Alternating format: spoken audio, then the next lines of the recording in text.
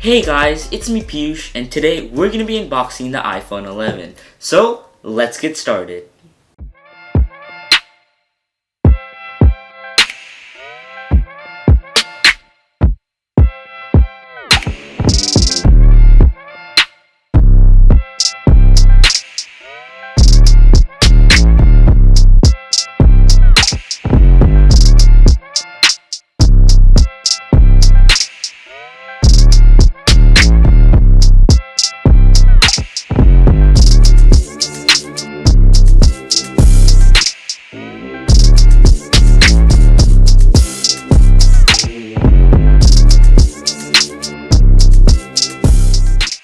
So this is the outside of the box. On the front is a picture of the actual iPhone.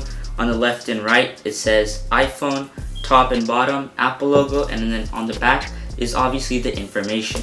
So let's actually open this. Okay, this is probably the most satisfying part.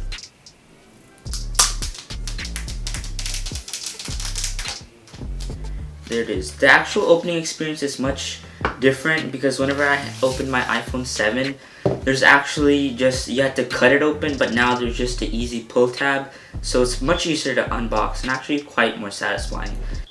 This is actually also another pretty satisfying part, opening up the box. And here it is. This is the actual iPhone 11. It actually looks pretty cool in my opinion. So there it is.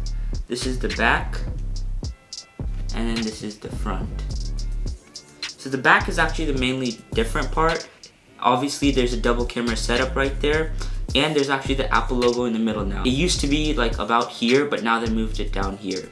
So just for comparison, this is the iPhone 7 Plus. So as you can see, there's been actually a lot of difference in design over the years, and I kind of like this new design. So right below the phone is all the paperwork and stuff. In here it says designed by Apple in California, and then inside there's a quick start guide that says hello.